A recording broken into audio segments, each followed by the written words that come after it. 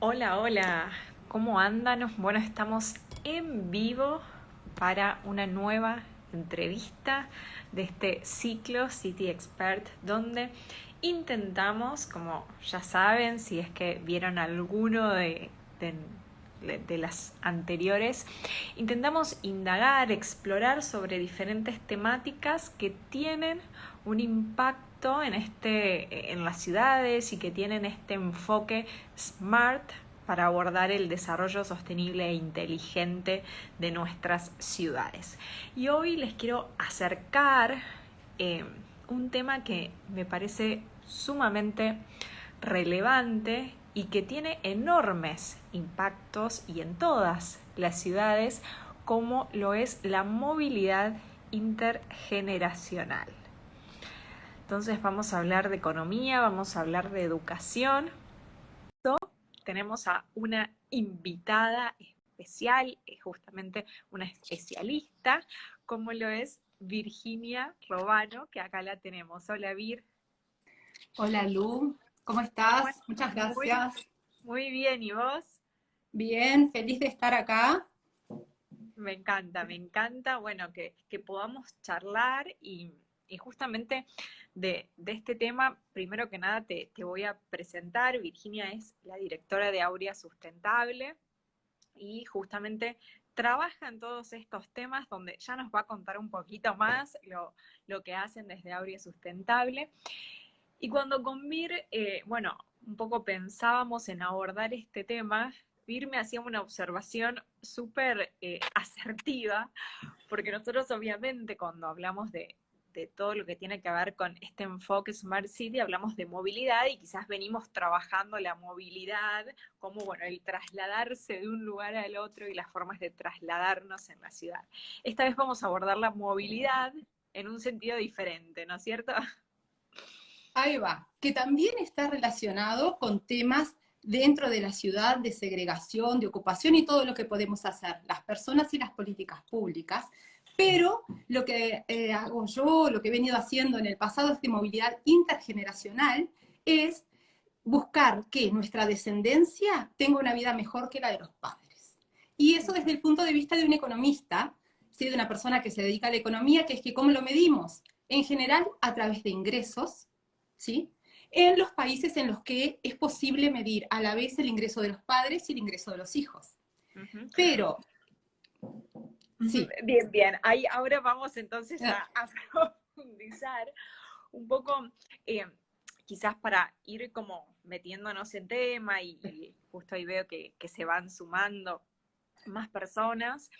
Eh, Nada, creo que por ahí está bueno, digamos, que podamos hacer como esta conexión, ¿no es cierto? Justamente nosotros publicitábamos la charla como educación y economía y cómo, digamos, esto termina conjugándose en la movilidad intergeneracional.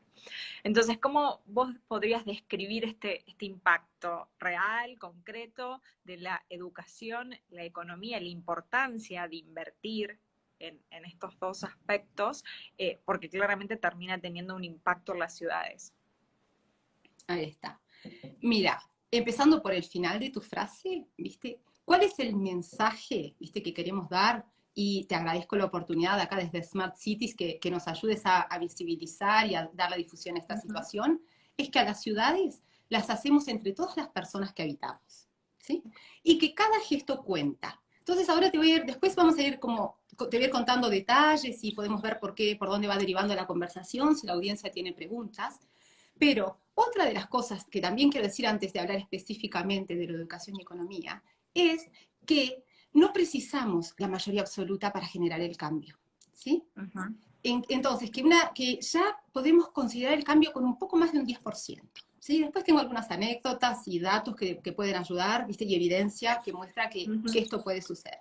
Entonces, ¿cuál es el vínculo y por qué cuando hablamos de movilidad intergeneracional y es que nuestros hijos, nuestras hijas tengan una vida mejor a la que tuvimos los padres o las personas del hogar encargadas del cuidado de la infancia? ¿Sí? Se mide por la educación, ¿sí? La educación es un gran factor de movilidad social, Uh ¿sí? -huh. Uh -huh. Entonces, mm, No, vamos, no te quiero interrumpir. Dale. No, interrumpime todo lo que quieras porque si no yo es como que arranco, acelero y además en general hablo en 1.25, siempre digo, viste que yo vengo con micrófono incorporado y que hablo en 1.25. Sí, bueno, Me encanta. decime. Podríamos estar mucho entonces.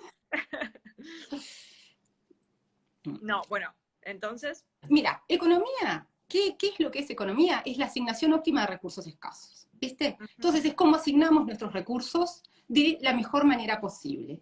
¿Qué es lo que las personas que nos dedicamos al desarrollo económico, ¿sí? Hemos visto, y en particular estas cosas de movilidad intergeneracional? Que la educación, ¿y qué es educación? Generar igualdad de oportunidades, nivelar la cancha, hacer que las personas puedan tomar decisiones en base a sus elecciones y no obligadas por las circunstancias. Entonces, ¿cómo repercute eso en las ciudades? Promoviendo, por ejemplo, la cohesión social, ¿sí? Tratando de disminuir la segregación, que no haya escuelas para ricos y escuelas para pobres, ¿sí? Sí.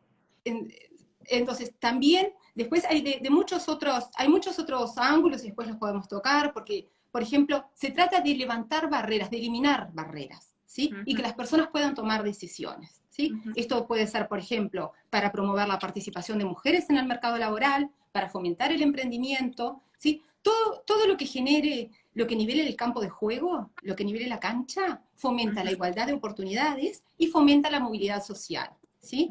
Y entonces hay movilidad intrageneracional, cuando es a través de la educación, yo tengo una vida mejor ahora que la que tenía antes, porque a mí me gusta hablar siempre con analogías y anécdotas porque es como que fijan el concepto y El después uno lo puede concepto, expandir, total. ¿viste?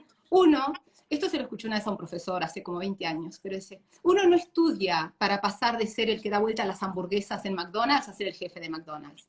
Uno estudia para cambiar de sector, ¿sí? Para tener más oportunidades para poder elegir diferentes cosas, ¿sí?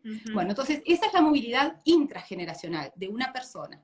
La intergeneracional es lo que más o menos todas las personas tenemos y queremos, que es dejar un mundo mejor para las siguientes generaciones. Y qué importante esto de traer estos temas cuando analizamos, intentamos, digamos, construir una planificación de ciudades que vayan, digamos, camino a un desarrollo sostenible, a un desarrollo inteligente, digo, porque muchas veces se intenta centrar la cuestión, ¿no es cierto?, en el factor tecnología, datos, que por supuesto hoy nos ayudan enormemente, pero muchas veces también nos damos cuenta cómo, digamos, se pierde de vista un poco esta cuestión de la educación, de la alfabetización y lo importante que es siempre, digamos, siempre, pero mucho más hoy cuando un montón de procesos y cosas se empiezan a hacer de forma digital, donde claramente hoy tenemos un sector de la sociedad que quizás puede quedar afuera de todas estas iniciativas y todas estas soluciones justamente también por esta barrera educacional que muchas ciudades, y particularmente por ahí las ciudades latinoamericanas, presentan estas desigualdades, ¿no? Ahí está. Y esto, viste, es como ese proverbio chino, es verlo o como problema o como oportunidad, ¿sí? Exacto. Y hay una cosa que es muy importante, ¿viste? O que me parece muy importante destacar, que es que los datos no son objetivos. Detrás de cada dato hay una teoría, hay una forma de ver el mundo, ¿sí? Yo, por ejemplo, que he trabajado mucho tiempo en temas de género, de mercados laborales, y que he dado clases, además justo clases de microeconomía, donde enseño a medir el PIB de una economía, ¿viste? El GDP, la cantidad total de bienes y servicios finales que produce una economía determinada en un momento dado del tiempo. Sí. Ya lo he dicho tantas veces que me sale el automático. Bueno, pero mira esto. Por ejemplo, si vos vivís en tu propia casa, en el PIB, se computa un alquiler ficto, ¿sí? Y eso va dentro del PIB. Pero si vos limpias tu propia casa, el trabajo doméstico no remunerado, ¿sí? Eso no va dentro del PIB. Y no hay ningún modelo teórico que justifique por qué uno sí y otro no. Son concepciones de ver el mundo. Si vos le limpias la casa a otro, sí, porque te pagan un sueldo. Pero entonces, viste, si vos alquilás otra casa, también va. Entonces, pero en el alquiler va el propio y el imputado, con el trabajo doméstico va el que es ajeno, pero cuando es una sola persona la que lo hace, no. Y en general, a esto lo hacen más las mujeres que los hombres. Hay un estudio en Argentina en particular que muestra que un hombre desocupado dedica menos horas a las tareas de cuidado, de limpieza y de alimentación en un hogar que una mujer que trabaja a tiempo completo. Wow. ¿Y cómo eso lo atamos con las ciudades y con movilidad intergeneracional? Porque hay una política que la promueve James Heckman, que es Premio Nobel de Economía, ¿sí? Que es brindar educación inicial.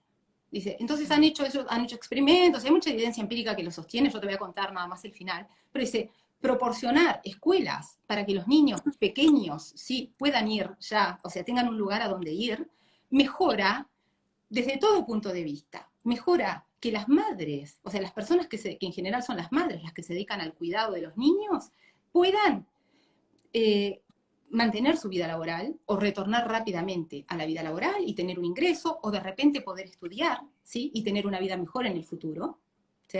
Entonces eso ya hay un factor de movilidad social, ¿sí? Porque entonces vas a vivir mejor en el futuro. Y además, mejor, le da un ambiente a estas niñas y niños que están ahí en un hogar, donde les leen, interactúan, los socializan, que ya los estudios demuestran, ¿sí? Con relaciones de causalidad, que es lo que hacemos los economistas, ¿sí? Demuestran que hay efectos significativos del hecho de que después vayan a la escuela, tienen más salud, adquieren más educación, menos propensos al crimen, o sea, hay mejoras también intergeneracionales. Consecuencias a largo plazo. Exactamente. Y entonces, y esto de los datos, que es de donde venía, también que te decía, ¿por qué mirarlo como oportunidad, amenaza y oportunidad? ¿Ves? Porque Big Data, ahora en estos, y con la pandemia más todavía, nos hemos digitalizado a una tasa que cada vez generamos muchísimos más datos de lo que todo el histórico, toda la vida anterior. Entonces hay muchos datos. Pero hay que tener cuidado porque muchos datos, perdón, ahí sí se cortó, muchos datos no son todos los datos, ¿sí? Ni es toda la información. Y en general a veces son los datos de personas, yo por ejemplo que vivía en Montevideo que está muy segregada socialmente, no sé en comparación con otras, pero Montevideo en sí misma, la gente de ingresos más altos vive en la costa, me imagino que en Buenos Aires pasa lo mismo, ¿sí? Y cuanto más te alejas en Montevideo del mar, en Buenos Aires del Río, ¿sí? Es gente de menores ingresos, ¿sí? Claro. ¿No? Sí. Entonces, por ejemplo, algo que nos pasó fue que ahora con la aplicación del coronavirus, que pues, pudimos en Uruguay y uno se podía agendar para vacunarse, esto fue de hace unos meses cuando empezó, ¿quién se conectaba? ¿Quiénes fueron los primeros en agendarse? La gente, ¿sí? La gente que tenía acceso rápido al celular, no que tiene 5 números de celular y anda comprando una tarjeta que tiene datos que no, que qué sé yo. Entonces, y a veces hay que tener cuidado entonces con esas consecuencias, pero con esas posibles consecuencias negativas que uno no las piensa si las piensa solamente desde su lugar de privilegio. Porque como te contaba el otro día, ya hemos comentado, ¿viste? Los privilegios, no es mía la frase, pero me gusta mucho, porque son invisibles para las personas que los tenemos. Exacto. ¿Sí? Tecnología, yo iba un día corriendo con mi marido, que hago yo, y iba corriendo por la Rambla en Montevideo, ¿no? Y vos sabés que vamos hablando igual que bueno, hoy no hay viento. Y corrimos nuestros kilómetros y cuando vamos a dar vuelta, sentimos todo el viento en la cara, porque claro, en el camino de ida no nos habíamos dado cuenta que íbamos con el viento a favor. ¿Ves? Bueno, ¿cuántas veces nos pasa eso? Es muy buena la analogía, sí. Exactamente. Y entonces a veces desde un lugar de privilegio uno puede decir, sí, fomentemos el emprendimiento, ¿sí? Pero si después vos mirás, por ejemplo, el emprendimiento como factor de movilidad social, que lo es, ¿sí? Pero, ¿quién es un emprendedor? Agarrá un emprendedor promedio en cualquier país. Yo trabajaba en la OECD, en el Centro de Pymes y Emprendimientos, y por eso tenemos estadísticas estandarizadas para los países, los 40 países más o menos que la componen. Tu emprendedor promedio es un hombre. Tiene más de 40 años, tiene educación terciaria, tiene plata y tiene una red, ¿sí? Que hace que le fomenten. Entonces, si vos sos hombre, tenés plata, tenés educación, tenés capital social, podés, capaz que sí, capaz que no, porque después tenés que tener una buena idea que te funcione. Pero ya no estás con la cancha pareja. De otro escalón. Exactamente. Y me gusta este tema que vos justamente traes del emprendimiento, porque bueno, por supuesto que cuando nosotros hablamos de este concepto de ciudades inteligentes y también últimamente, digamos, está toda esta movida GovTech de todo lo que es el emprendimiento, digamos, enfocado en el sector público, pero digo, más allá de lo que tiene que ver con el sector público, el emprendimiento en sí, digamos, como forma también de promover el ecosistema y la economía de una ciudad y demás. ¿Cómo juega, digamos, con esto que estamos charlando? ¿Con qué impactos tiene en la movilidad intergeneracional e intrageneracional? Bueno, a ver, ¿qué pasa? Viste, distinguiendo entre economías emergentes y países desarrollados, ¿sí? Y después, si sos parte de este grupo de privilegio o no, ¿sí? Ahí va. Porque el impacto sí es positivo y es divino, y ojalá todos pudiéramos utilizar el emprendimiento como forma de política, pero tenés que levantar todas esas barreras previas, ¿sí?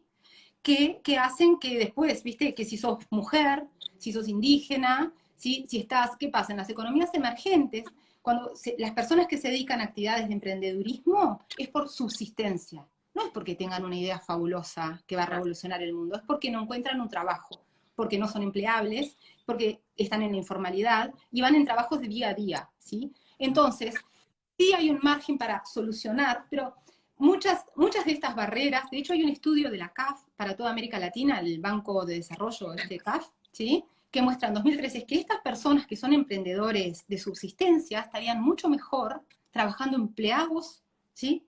En uno que fuera un empleador de oportunidad, que tiene una idea que quiere desarrollar, ¿sí? Claro. Que las ideas además son de las cohortes. En general, muchas personas en diferentes lugares, pero en simultáneo pueden tener la misma idea.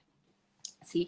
Y entonces, ¿y a qué viene esto de las ciudades? Es porque hay otro economista de Stanford, ¿sí? Que trabaja en estos temas también de pobreza, de desarrollo económico, de movilidad intergeneracional, que lo que promueve es que las estrategias de desarrollo sean locales, ¿viste? Que se ata con lo que te decía al comienzo de la conversación. Sí. No necesitamos la mitad más uno, ¿sí? Nos podemos organizar en comunidades, podemos tratar de hacer la vida de nuestro barrio un poco mejor, ¿sí? Y ahí creo que está bueno también, digamos, como empezar a tomar conciencia, ¿no? Del rol o del protagonismo que nosotros como ciudadanos, como ciudadanas, podemos llegar a tener, el impacto, cómo podemos aportar y cómo nuestras, ¿no es cierto?, acciones del día a día pueden tener un impacto, ¿no? Esto que decís me parece maravilloso, ¿no? Necesitamos esperar algo enorme para que realmente las cosas pasen y para establecer un ecosistema, digamos, que nos mueva hacia un desarrollo sostenible. Ahí está. Mira, yo el otro día, y volviendo a esto de los datos, porque soy como una gran defensora de los datos, después de haber dicho, viste, todo esto, que los datos no son todos los datos, no es toda la información, sí. Y hay un marco teórico atrás. Pero un dato te ayuda a sacar una foto de una realidad. Y después de ahí ver si la querés seguir promoviendo o si la querés cambiar. ¿Sí? Y el otro día estaba conversando con la presidenta de una financiera en Uruguay, ¿sí? Fue la primera, es ingeniera, fue la primera directora del Centro de Cómputos y la primera presidenta, hasta ahora la única que ha tenido la institución. Y ella comentaba que empezó a analizar datos y justamente para que la lograran postular para el cuerpo directivo, ella de 800 votos que había, esto es Uruguay, que siempre, viste, todo es más chiquito, ¿no? Sí. Que lo que ustedes están acostumbrados, ¿sí? Pero que ella sacó cuentas y vio que con 160 votos ganaba. ¿Sí? Y bueno, entonces estudió los datos, analizó y al final vio que podía conseguir 160 votos, se presentó, consiguió 165. ¿Sí? Bien. Bueno, y después de ahí surgió, ¿viste? Que esto es lo que te da el análisis de datos. ¿Viste? Que vos capaz que a priori decís, bueno, 160 votos tengo, ni me presento. Entonces, no. Y esto atado a lo de las ciudades, mira, con un economista argentino también, porque Uruguay, viste, como hermano menor, siempre todos nuestros vínculos son Argentina. Ahí está. Estamos tratando de medir la movilidad intergeneracional, mirá, usando Big Data, mirá de esta manera, usando los apellidos de las guías telefónicas, ¿sí? A ver, me interesa. Danos un poco más. Sí, ver dónde vivía la gente, ¿viste? Las guías viejas. ¿En qué barrio vivía la gente de apellidos raros? ¿Viste? Si tenés los apellidos típicamente españoles, Rodríguez o esto, no podés saberlo. Pero apellidos más raros, ver a través del tiempo hacia dónde se han movido dentro de la ciudad. Con la información que viene a través de la guía telefónica.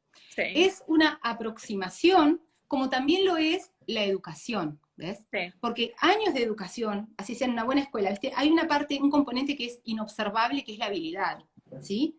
Y el otro es el esfuerzo. Habilidad y esfuerzo. Sí. ¿No? Esos son no observables, ¿entendés?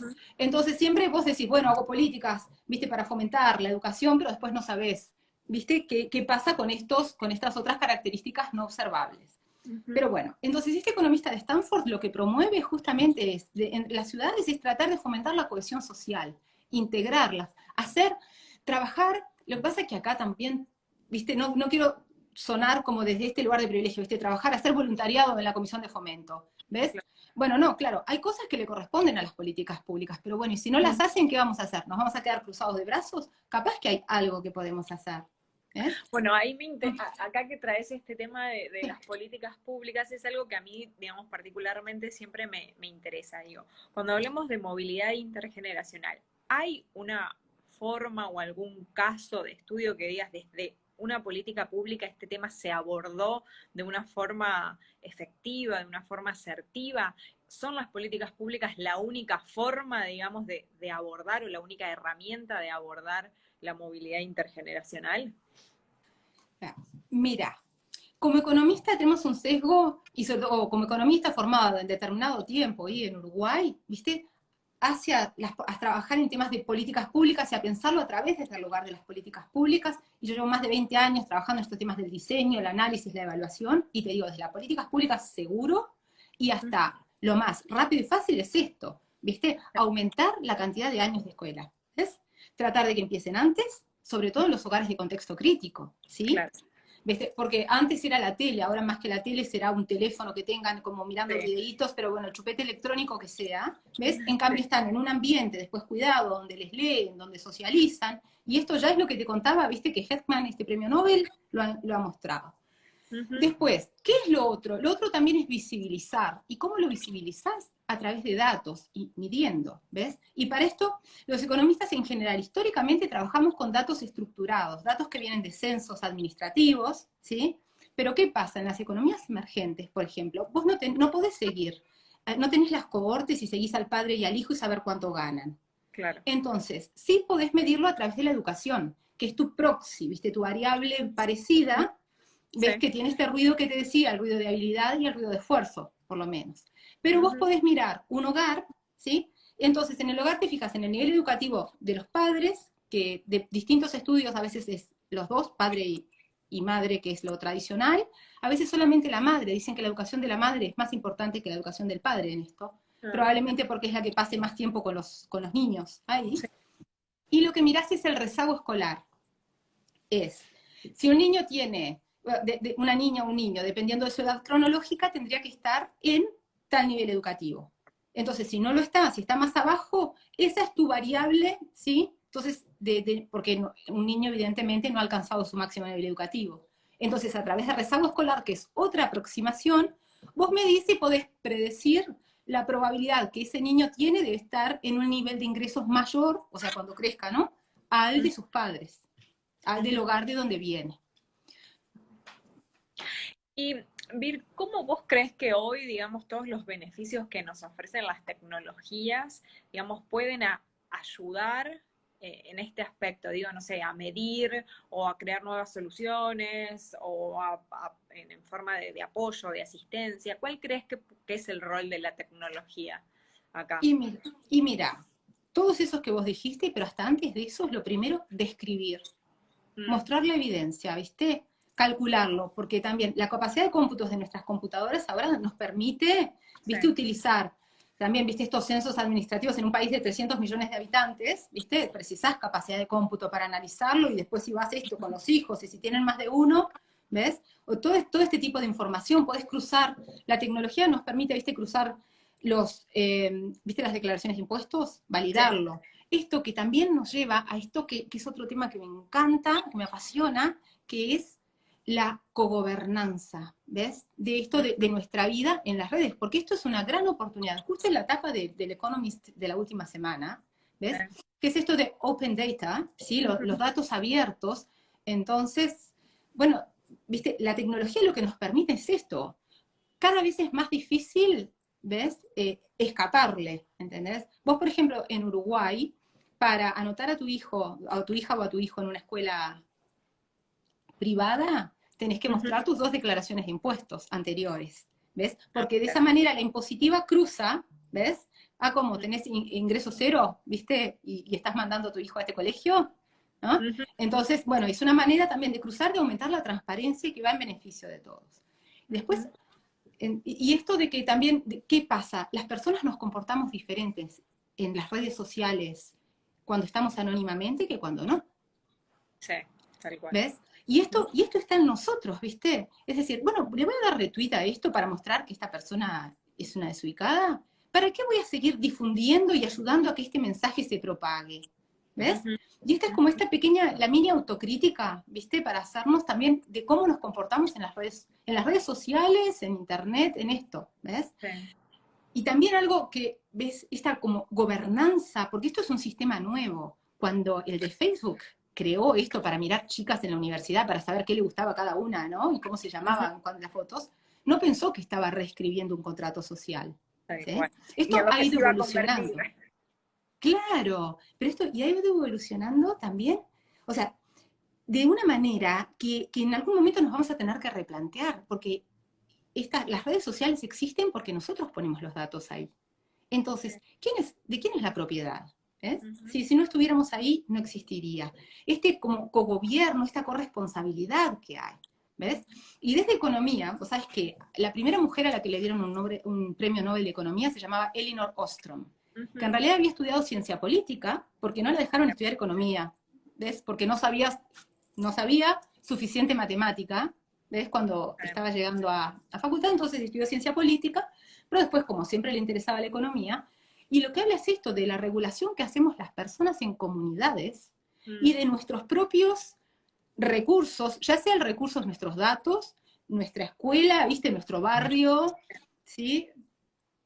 Porque la ortodoxia económica, en general, cuando le han dado premios a mujeres, son heterodoxas. ¿Qué es heterodoxas? Es que se apartan, Mm. bueno, por definición de heterodoxia, ¿no? Pero ¿qué es esto? Es que es la diversidad que trae, viste, una nueva manera de ver las cosas. O sea, incluir, viste, y es que, bueno, capaz que nunca habían pensado en ese tema, porque la teoría económica te decía, no, las personas van a utilizar el recurso hasta que se agote, y después se termina y todo el mundo se queda sin nada. Y todos sabemos, viste, por experiencia, cuando estemos que no, que las comunidades se autorregulan, en sea lo que sea ese bien que está. Pero entonces es esto de lo que quiero y el mensaje de esta charla y lo que me parece con esto de las ciudades inteligentes es que todas nuestras acciones importan, ¿ves? ¿Entendés? Que Mm. cada gesto cuenta, cada cosa que no retuiteamos, viste, yo qué sé, papelito que no tiro en la vereda, Sí. ¿sí?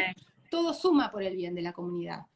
El otro día estaba caminando, no me acuerdo por dónde era, sí, bueno, era por otra ciudad, porque ahora que un poco acá terminamos la pandemia, y he visto que hacen macetones, Mm. ¿sí? Que la gente pone macetones en la vereda con plantas lindas, Mm. ¿ves? Qué Y son bueno. iniciativas del barrio, ¿viste? Y Sí, decís, no sí, es que espero que venga la intendencia, el ayuntamiento, como sea que se sí. llame, a que me arregle esta, ¿sí?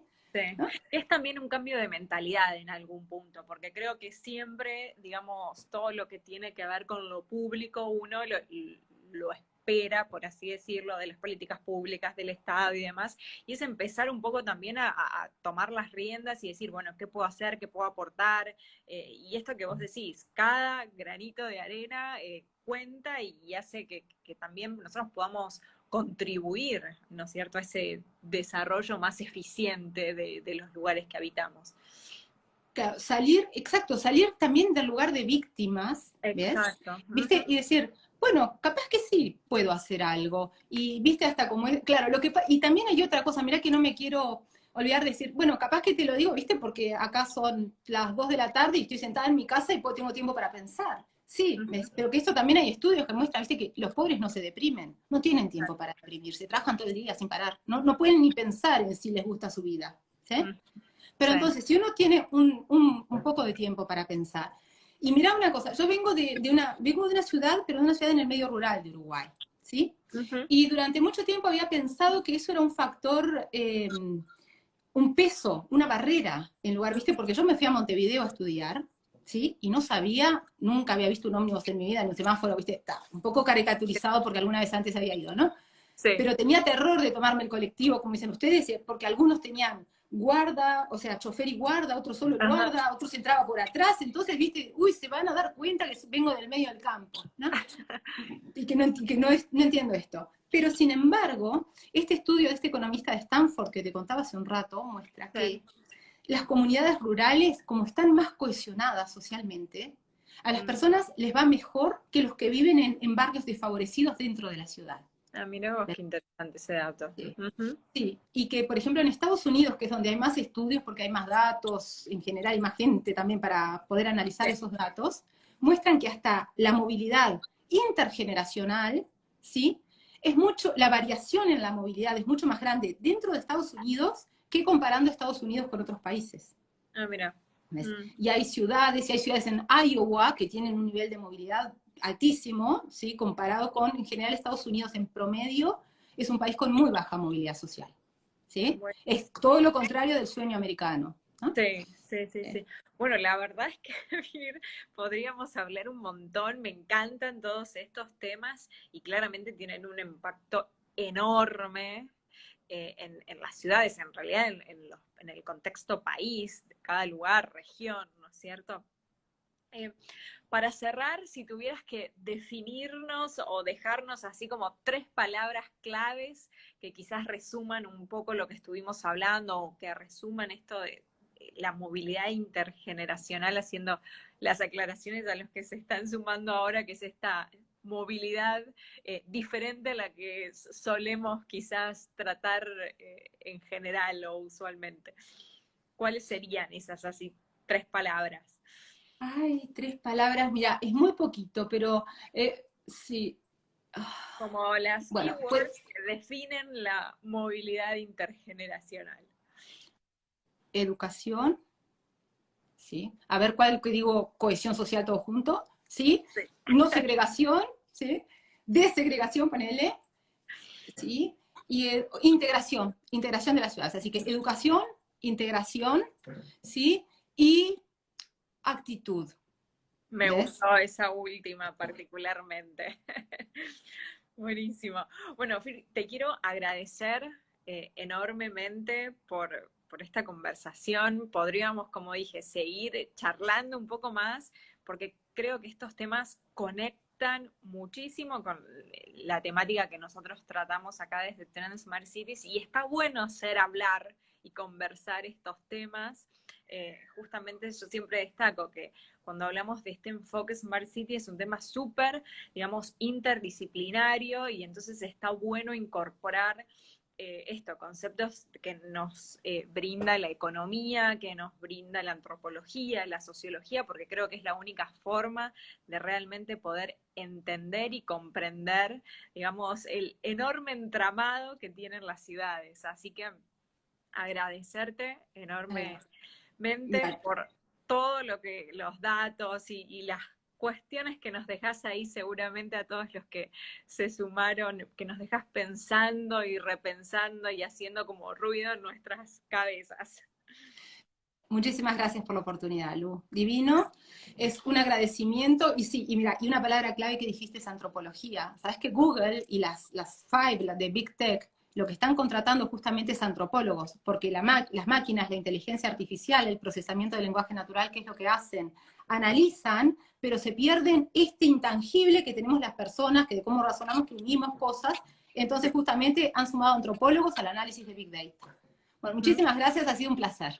No, por favor, a vos. Me encantó que hayas estado acá, no solo porque sé que sabes un montón de esta temática, sino también porque te aprecio muchísimo, así que gracias por sumarte.